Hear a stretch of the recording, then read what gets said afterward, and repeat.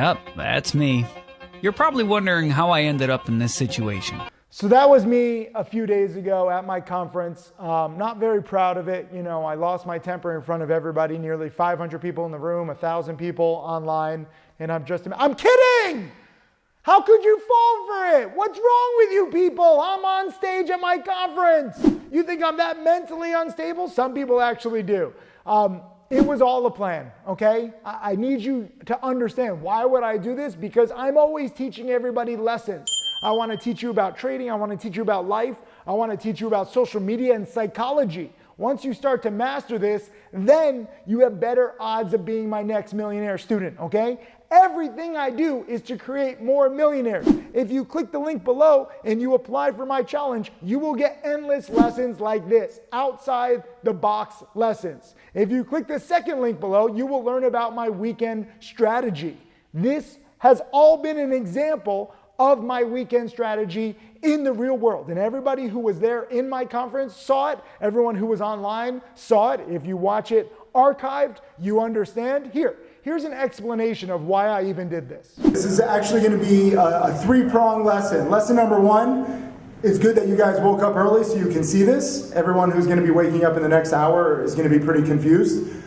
Second lesson, keep this video of me, what I'm about to do with this laptop, and whenever you have a bad trading day, I don't want you to treat your laptop or your phone with any disrespect. Just play this video and remember what I did to this laptop. So I'm going to destroy this laptop on behalf of all of you for whenever you make a bad trade.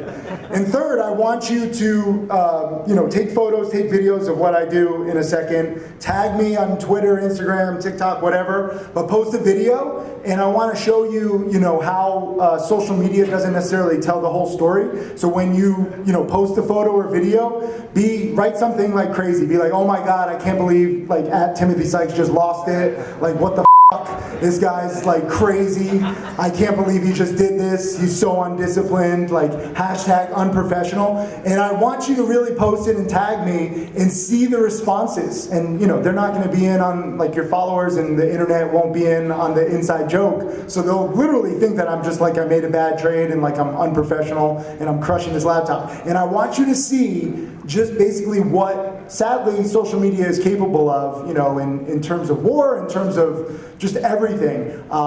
You don't get the full story. And especially in the trading industry, there's a lot of what I call screenshot heroes. And they post one or two trades, they make 20, 30, 50 grand in a day, and they're like, yeah, I love it. But it's very similar to if you play golf, and golf has 18 holes, but you only, submit your scorecard with the top 3 holes, and you ignore all the bad 15 holes that you play. So be very careful with what you see on social media. And I'm gonna do one on this side of the room and one on this side of the room, so you guys can both get it. And we'll see how much pain this laptop can take. But do me a favor, when you take this video, just post a little clip of me destroying it, okay? It might be 2 or 3 seconds, whatever, and just rip on me on social media, okay? Can you promise to do that? All right, thank you. So just post this little video of what happens, okay? Ah! Call security! All right, good.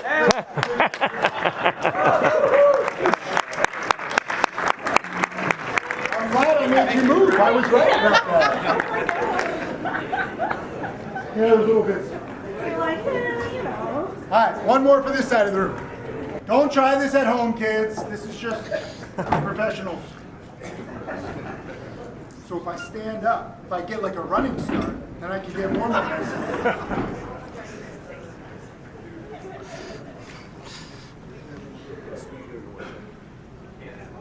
Sit like you're working on it. That's what I'm going.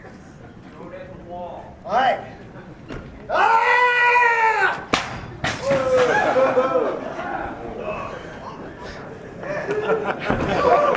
Oscar goes to.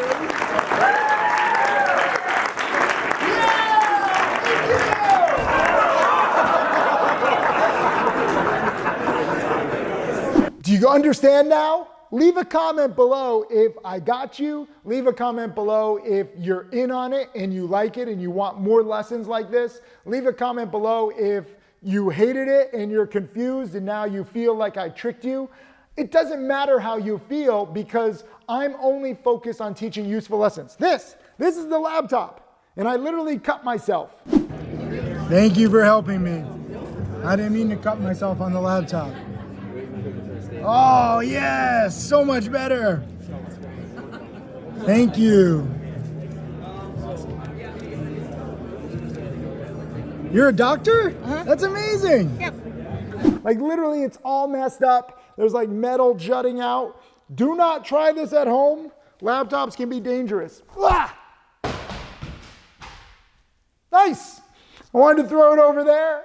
This is just for this. I want you to understand that losses will happen, frustration will happen. I don't want you hurting your laptop or your smartphone. Use that video, save that video, and anytime you're angry, watch me do it, and then maybe I can bring a smile to your face. More importantly, let me just close my laptop. Let me just protect here, okay? More important than you just using that as an example of like what it looks like to get angry, there's a very good psychology test here where if you look at the comments, online, I'm being called like a petulant child. People are like, normal people don't do this. I mean, there's long explanations. It really triggered some people. Like, you're spoiled. You haven't changed since Wall Street Warriors. You haven't changed since Below Deck. Like, all of this hate and toxicity, and I created it. Some guys like, you shouldn't be you shouldn't be featured like at all. You shouldn't have any subscribers. I hope you lose students because of this. And I'm like, oh my God. I had my students specifically take 3, 4, 5-second clips and post them online. Thank you to all the students who did without telling everybody what the trick was. And it just shows how people see this on social media, and you can see anything and you come up with like an assumption, even if you don't necessarily see everything that's going on. And that's, like I said, very sad in times of war. You see one photo or one video and you come up with an assumption which could be inaccurate. It's very sad, just for what social media has evolved into, but it is a very good thing for us as traders. And I'm gonna explain why, because one of my most successful strategies has been buying a stock on a Friday and selling it on a Monday, okay? There's 2 links below. The first link is for my challenge where I teach all my patterns, all my strategies, everything. That's where all my 30+ millionaire students have come from. The second link is specifically for my weekend newsletter. Maybe you don't have enough time to really study and be a dedicated challenge student. There's still a strategy that I think anybody can do, even if you're busy, looking at stocks on a Friday with news, with something that can theoretically spread over the weekend, and then selling on Monday. I've been doing this strategy for 20+ years. It works more times than not. It's not an exact science, but more times than not, you can count on social media and assumptions doing their thing. And it's a beautiful thing for us as traders. And this is why I'm not scared. Some people are like, how could you risk that? Like, your brand, you might be in trouble. First of all, I planned it. I can take the hate. I've been doing this for quite a while. I'm used to it. I've been on reality shows like Below Deck and Wall Street Warriors. FYI, they're scripted. It's not real. The WWE, wrestling is fake. But people still don't even realize that. I can take it because, again, I see how it spreads. And knowing how it spreads, and I've been doing this for 20+ years, so I've learned a lot over the past 2 decades, but then teaching you how different pieces of news or video clips or things can spread online, it can really enrich you. Even if you're not one of my full-time challenge students, I can't encourage you enough to use this weekend strategy every single weekend for the rest of your life. Every single weekend the stock market is closed. That means that anything that happens on a Friday up until 4 p.m. Eastern if the stock doesn't trade after hours, or until 8 p.m. Eastern if the stock does trade after hours, all of that, anybody who hears about the news or sees a video or sees a photo or sees some trend over the weekend, they cannot buy the stock until Monday morning. It's pent-up demand. Picture like when a new iPhone comes out, people camp out at the iPhone store like they want to be the first. Picture like a Black Friday deal. Put in some video clips of people waiting for iPhones, Black Friday deals where they all they trample on each other for these deals. A new Star Wars movie, a Taylor Swift concert. I don't know. There's certain things out there where everyone just wants to be first. But because they want to be first, it creates this stampede. And when the stock market is closed, if you are in the right stock, with news on a Friday or Saturday or Sunday when the market is closed, there's a stampede to buy that stock on Monday. And if you know this strategy, if you're prepared, if I teach you correctly, then you can sell into the stampede and you can profit. I have literally made millions of dollars selling into the stampede of people later on. And you can do this too. I am not special. I'm not unique. I'm not that smart. I'll give you some examples. Example number one, I think is really great. I guess I'll post a third link below, my free best-selling book in American Hedge Fund. Chapter 6 is where I made over $100,000 in one day as a college freshman, changed my whole mindset on money, on life, on stock trading. I bought a stock on a Friday, Illinois Superconductor, ISCO. It was already up from 5 to 17 on the week. So it was already tripled on the week, but they had this technology where, back then, like cell phones were very fuzzy, not good reception. They had this technology, this superconductive technology that supposedly removed the fuzziness. And they came out with a press release on Friday. I think on that Friday, this was 20 plus years ago, but on that Friday, I think the stock went from like 14 to 17, something like that. It was already up and I bought it into the close because they put out a press release saying, hey, our superconductive technology will be featured on TV this Sunday. They've already done the interview. They just found out it was actually going to be on TV on Sunday. There's always a risk if you do an interview, if you're on TV, it could be like a gotcha, like it could be something bad. But the fact that this was back in 2000, I didn't even know short selling. There weren't exposés back then. Everyone believed in all these new technologies. Most news reporters aren't very sophisticated. They do believe in these new technologies and these miracle cures. So I bet roughly 3/4 of my net worth at the time. I bought 10,000 shares at around 17. I was worth about 250,000. So I put 170,000 out of $250,000 that I had into the stock. I wouldn't bet that big anymore. I didn't used to have risk management. But the TV interview came out on Sunday. Sure enough, it was positive, saying this is going to change cell phones forever. Monday, there was no pre-market trading back then, so I'm waiting for the market to open at 9:28, 9:29 a.m. Eastern. The stock is gapping up. Understand, I didn't know it was going to be a huge win. I just wanted to gap up from like 17 to 20, take my 30 grand. That still would have been one of my biggest profits to date back then. But it kept going. Pre-market, there's no trading, but you can see the bid and the ask moving, 21, 22, 23, 24. By the time it opens, it's like 27. I'm trying to sell immediately because I'm just like, oh my God. It ended up being over $100,000 in one day as a college freshman. I took my whole dorm room out to dinner at Fire and Ice in Boston, great restaurant where you can pick your protein and your sauce and your vegetables. Delicious. They walk it up right in front of you. I highly encourage you. It's still open. Crazy, crazy experience. That was my first really over the weekend gapper where the news spread.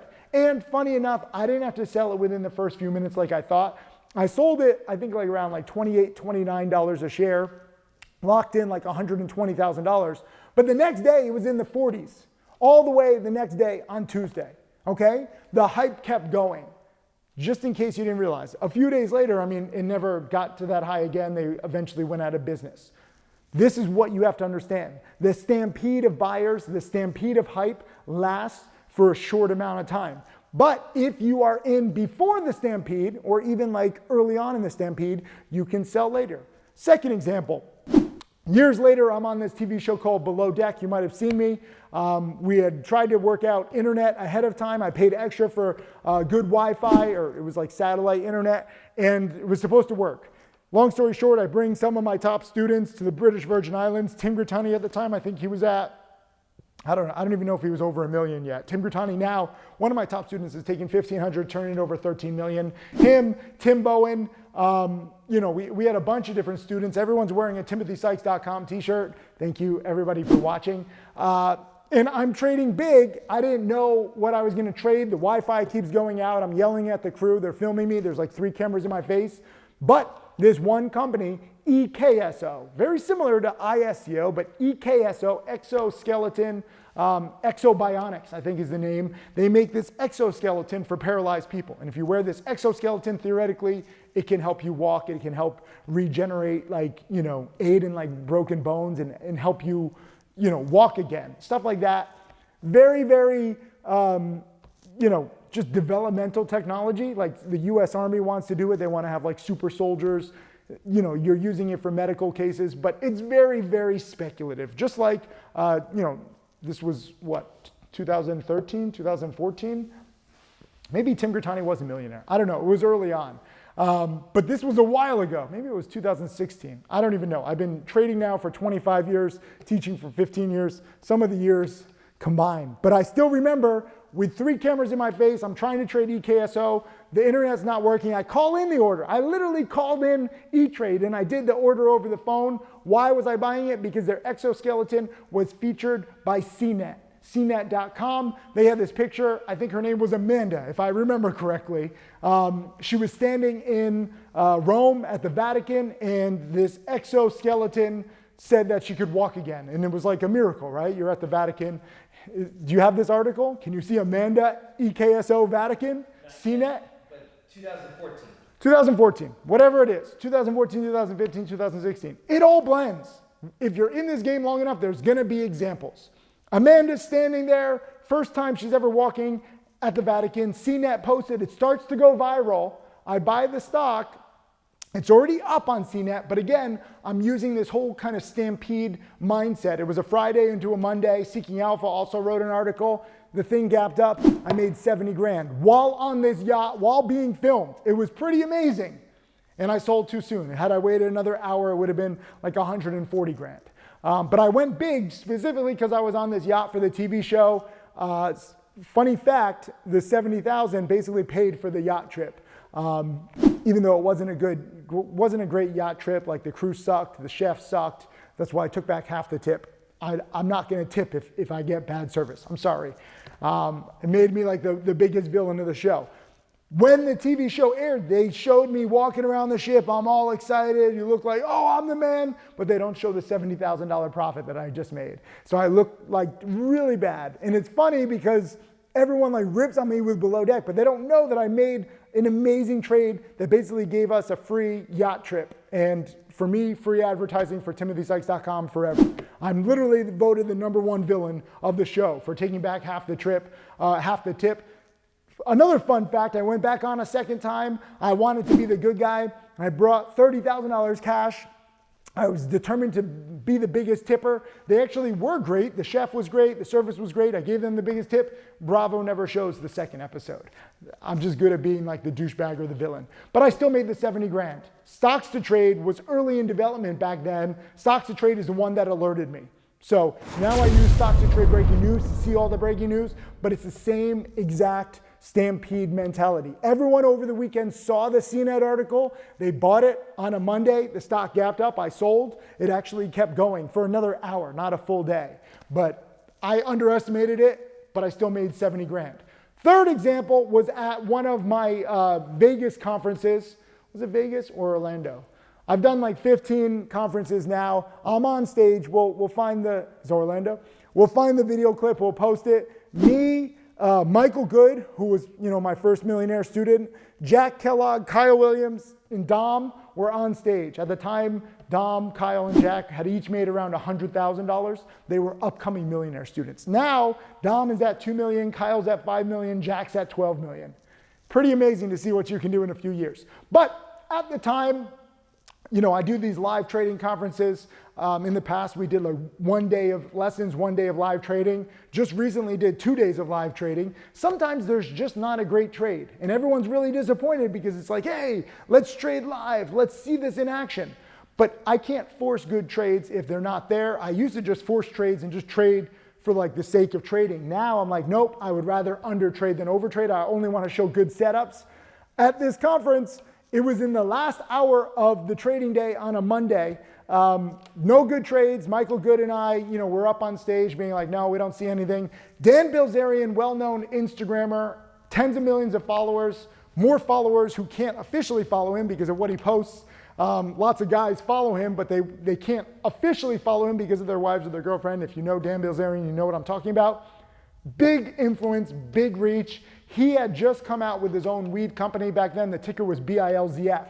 He had tweeted about it the day before, but he doesn't have that many followers on Twitter. He's not known for, his amazing thoughts. He's known for like his photos and videos and his lifestyle. So Twitter, he mentioned the ticker, but the stock didn't really budge. At around 3 p.m. Eastern, the last hour of the trading day, like half my conference had already left. They're like, thank you, sorry, there's no great trades. And I'm like, yeah, I can't force it. Dan Bilzerian posted on Instagram, my bad. We actually have this on video, like where somebody in the audience told me, they're like, hey, Bilzerian just posted this on his Instagram. And you see me picking up my phone and I'm checking his Instagram story and I'm like, oh my God, he just posted BILZF.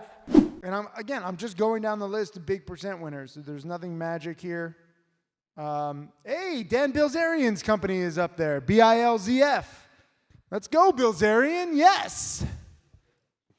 Just came out with a new U.S. stock. Maybe he posted it to his Instagram or Twitter.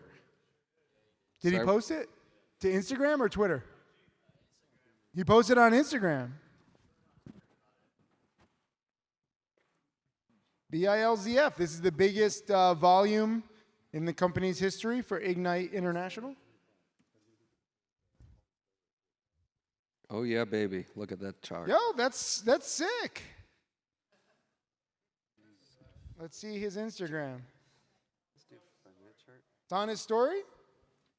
Wow, that is decent volume today. 110 to 140. He did it 44 minutes ago. And this is where it's beautiful because I bought the stock. I think I bought I want to say 8,000 or 9,000 shares at like $1.30, $1.40. Michael Good was up there and he's like, no, too illiquid, I'm not touching it. This is sort of scary though. You see, there's only 3 market makers on the bid and the offer, and you have a 14-cent bid-ask spread. I would not want to be trading that. Now, you could have probably had a good trade just buying this thing right after he posted it on Instagram. I mean, he posted it 44 minutes ago and the stock was at 113. Yeah. We are 15 minutes away from the market close.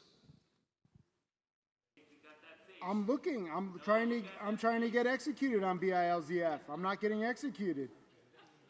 Fuck yeah, Bilzerian's got a fucking big following. This is a late day breakout. I'll bite. I think a lot of his followers won't look at it until after the market closed. That should create a nice little gap up. But I'm trying to get executed. I'm not getting, my order's not going through. I am sending my order for 5 billion shares. Seriously, don't do that. I'm going to stay away from this because of the bid-ask spread. It's very risky. I mean, the orders it's so crazy. It's going lower as my buy order is getting rejected. And I'm like, if you know how Instagram works, you have the main feed and then you have the story. The main feed is what everyone follows. But again, remember, Dan Bilzerian has a lot of unofficial followers. So unofficial followers aren't going to see it right up front. They don't get notified. But a lot of Dan Bilzerian followers are checking the stock at night. If you follow Dan Bilzerian, you know what I'm talking about, right? But he didn't post it on the main feed because it's kind of regulatory gray area. Should you post the ticker of your company? He posted it in his story. The story is up for 24 hours, but it's not on the main feed. But it went up at 3 p.m. The stock spiked, I believe, from the 120s to the 130s before I bought it. But it was spiking a little bit. There was a little volume. Michael Good wasn't wrong. There was only a few 100,000 shares traded. Not the most volatile, not the most liquid stock. But I rationalized that, wait a minute, a lot of Dan Bilzerian official followers and unofficial followers will see his story and see this ticker overnight. It's an OTC play, so no after hours. It's going to close at 4 p.m. Eastern, 1 hour roughly after he posted it on his Instagram story. Everyone from 4 p.m. until 9:30 a.m. Eastern the next day, they're going to see the ticker. They're unable to buy. It fits my catalyst. It's a late day percent gainer. It would have been better if this were a Friday and I'm buying it. Oh, I just got some. I got 2,000 shares at 131 and it doesn't even show up. I'll take it. Oh, I got more. 4,000 shares. All right. That's good enough for me. I'm happy with that. Oh, I got more. Wait. Got that at 134. So I'm in at 130, 134, 132. All right, so 132 roughly. And I got 9,000 shares. That's max. That's a little too big, but I was just trying to get executed too. using my whole stampede philosophy, and usually it's best Friday to Monday, but I don't choose when these news scenarios pop up. This was a Monday night. I held the stock overnight. Michael Good is up there on stage warning people like, I'm not going to take it. It's risky. It's illiquid. And I'm like, Michael Good, I think that this has a chance to go up the next day. Sure enough, more and more people see it. I think like 50 people DM me overnight being like, did you see this? I'm going to buy it the next day. I'm in the stock overnight because I recognize that the power of social media and how things will spread and the power of Dan Bilzerian at the time. I bought it at, I want to say like $1.40. We'll have the screenshot. I'm not even going to try to correct myself. I think I bought it at around $1.35 or $1.40, and I sold it around $1.90, $1.90 or $2 the next day. I remember making roughly 40%. You can pull up the screenshot of the trade, BILZF. I traded a few times, but it's the first time that I really did very well, and I only made a few $1,000s. And you don't really know how perfect of a setup is. Like, I knew this was a quality setup. I wasn't like, oh my God, this is going to be amazing. I was buying it in the 130s, sold it, it closed in the 140s. My whole goal was a gap up in the 150s or 160s. I did not know it was going to gap up to 2 and then spike up to 4. So I underestimated it. And now, hindsight says, look, this was a perfect play. I do want to explain a little bit about the inner workings of this trade. So here are my trades. My first one was the best trade where I made roughly 40%, $4,000. And then I tried dip buying it after the spike, didn't do so well. And then, my gains got even smaller when I kept trying to dip buy it, and it just couldn't bounce. The biggest gain was that morning spike the first day after Bilzerian put it in his story. But I was so happy making 35, 40% overnight, because you have to keep this in perspective. You have to understand who I am, what I teach, what I'm not. This is the thing. Like, I didn't need to trade it. I wasn't looking for a trade, but we got a nice little dip off the high, a late day spike.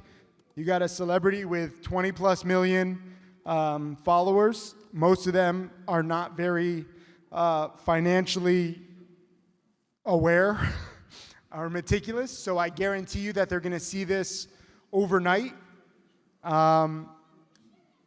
It's very strange. Like, I don't know. I mean, I got 9,000. If I could do it again, I probably would take like 5,000 shares instead of 9,000. But frankly, I was trying different size orders just to try to see if it could go through. I'm in at roughly 132. It's 133 right now. The day high is 142. So I like buying off of the highs. It would have been nice to get in the 120s, but again, executions on this is so weird. If I'm wrong, I'll probably sell out at like 120 and I'll lose, 10 cents a share. But if I'm right, it goes back to the 140s, possibly to the 150s, 160s, best case scenario. We got to see what the market makers are going to do. We got to see what his followers are going to do. But I like this late day, Instagram post. There's a lot of hedge funds and mutual funds out there that would love to make 35, 40%, not just in 1 year, but in 2 years or even 3 years. And I'm doing it overnight because I understand this strategy. And again, Michael Good, my first millionaire student, didn't even understand it. He's up on stage. I don't know if the other students took the trade. I think actually like Jack or Kyle might have bought it, but they might have sold it before the close. I held it. I took my 35, 40%, and guess what? In the next hour, I sold it at just under $2 a share. The next hour, it doubled to $4 a share. As a lot of Dan Bilzerian's audience, not very sophisticated financially, bought the stock using market orders, which means that you can get filled at any price. And the stock went from $2 to $4 a share in the first hour of trading. And I sold at the open because I was like, wow, this is a big percentage gain. I'm so happy. So even this was what year was this? 2018? 2018 or 2019? Maybe 2019 I'll go with. September 23rd, 2019. 2019, right? Even I, with at this point 20 years of experience, I still sold too early. There's so much upside when you get in on one of these situations where there's just a stampede of buyers due to whatever catalyst. And I was so pumped, and I'm still pumped. I remember this. I'm glad we got it on video. Me on stage. No one really believes me. I'll give you one more example, and I can do this. I can do a 24-hour video lesson with example after example after example. I'm just giving you some of the most memorable ones. But this is why I crash my laptop. This is why I'll always teach. This is why you can hate on me. You can doubt me if you want. I know my strategy works to a T when you have the right indicators and the right catalysts. This is why I teach. I've been doubted all my life. I have a massive chip on my shoulder. I love proving my haters wrong. Okay? If you want to see this in action, click the link below. Join my challenge, join my weekend newsletter, join both and see this. These plays don't happen all the time, but I'm always on the lookout. And I guarantee you that I am prepared, more prepared than anybody else in the world, as evidenced by my laptop thing, which is going viral in the toxic, pathetic trading industry, social media, FinTwit. Fantastic. Fourth example, I was at a boot camp. I give boot camps every now and then in person in Vegas. And crazy law got changed that day. Roe v. Wade, which has been, no matter what you think, it's been in place for decades. And on one day, just so happened I was giving a boot camp in Vegas, Roe v. Wade got overturned. I'm looking at a lot of Roe v. Wade type stocks because it deals with pregnancy and abortion and, all that stuff. I saw one stock that was a low price penny stock that was specifically influenced by this. The ticker was EVFM, female contraceptive play. Again, very speculative, just like I like. Okay, Bilzerian's weed company, very speculative. ISCO, the superconductive technology, very speculative. EKSO, exoskeletons to help paralyze people, very speculative. EVFM, female contraceptive, low priced, very speculative. I just bought EVFM, female contraceptive stock, up 25%. It was up like 40% earlier on the Roe v. Wade Supreme Court decision. This is going to be talked about endlessly all weekend long. This stock also has nice support, 37, 38-ish. So I'm catching it on a big dip. This is going to be my weekend trade. I'm going to try to give it as much time as possible. I think it can, bounce 10, 20%. The day high is 49. So I would love to see it get back to 49 either after hours today or Monday. Roe v. Wade, the news is already out. This stock is up like 25, 30% on the day. And I'm thinking, this is the number one topic, the number one law, and this company is perfectly positioned with their, potentially revolutionary female contraceptive product. And I'm like, why is this only up 25 or 30%? I buy the stock. We have this on video where I told, the boot camp, I always alert my trades in real time. I alerted everybody. I'm like, I bought this on a Friday. I think that it can, spread over the weekend. There's going to be a lot of articles. Social media is going to be crazy with Roe v. Wade, people from both sides talking about it. I bought the stock, I think around, I want to say 39 cents a share. It actually dropped to like 36 cents a share. So I'm down 10% before the market closed. I added to my position. Again, some people will say, Tim, you always say cut losses quickly. But if the setup is right, like I said, like where there's the Roe v. Wade, I think that, people don't necessarily look at penny stocks immediately. They don't think like, oh, what's the penny stock affected by this news? So there's an inefficiency there, okay?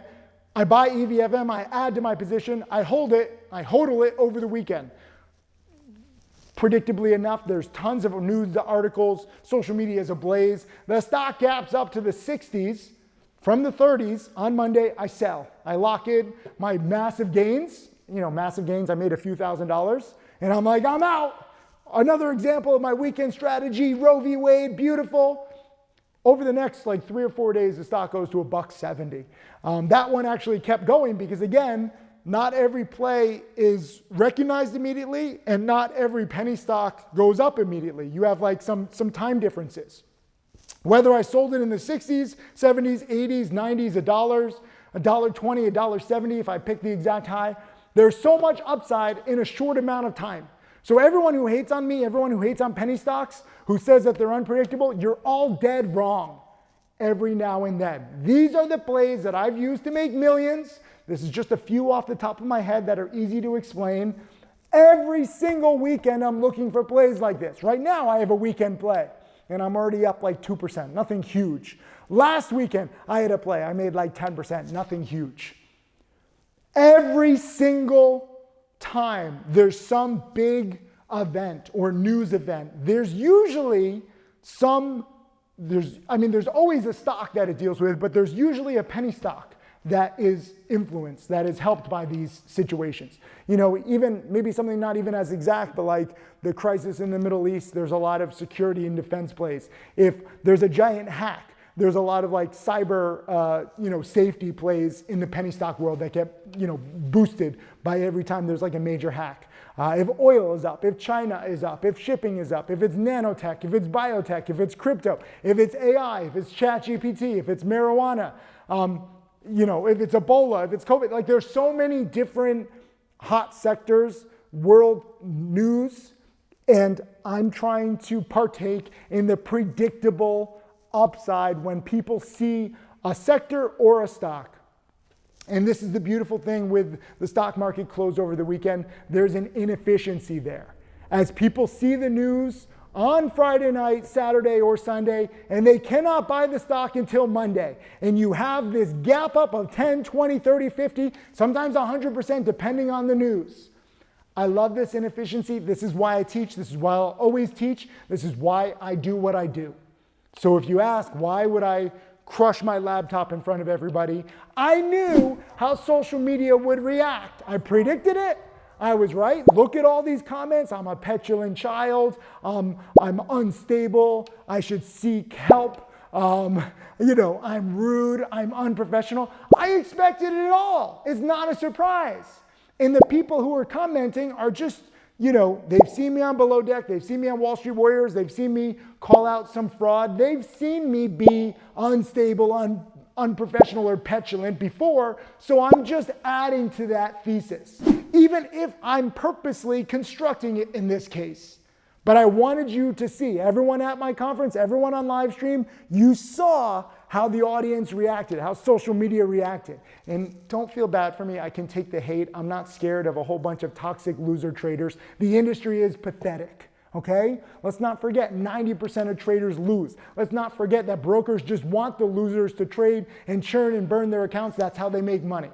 Nobody is innocent in this industry. It's a battlefield full of degenerate gamblers. And I am the only freaking hope to teach you how to use logic and these inefficiencies to get rich.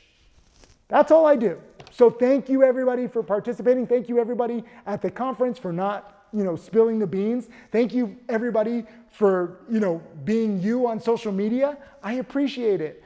I love these predictable setups. And there's going to be more in terms of the stock market. There's going to be more videos. There's going to be more breaking news. The question is, will you be informed? Will you be uninformed? Will you capitalize or will you waste the opportunity? Next weekend, will you be going out and spending hundreds of dollars or thousands of dollars instead of making hundreds or thousands of dollars on one of these informational inefficiencies? I can't do the trades for you. I don't want to do the trades for you. I am here to teach you. And I freaking love it. Leave a comment below. Let me know what you think about me throwing the laptop. Let me know if you were in on it and you appreciate my sacrifice. Let me know if you've participated in one of these weekend plays or an overnight play with like Dan Bilzerian, Monday to Tuesday. There's so many examples. And while I agree that, the stock market can be unpredictable, I agree that most people who teach online are frauds. I'm glad to be real. And I'm glad to show you these instances where you can utilize knowledge and predictability in social media and capitalize on it to enhance your own wealth. And you can size up, you can trade small, you can paper trade. I don't care what you do, but as long as you start learning and seeing that this stuff works again and again. I've been trading now for 25 years. It hasn't changed at all. Social media only enhances it. Are you prepared? Will you capitalize? Leave a comment, like this video, share this video. You tell me. I freaking love it.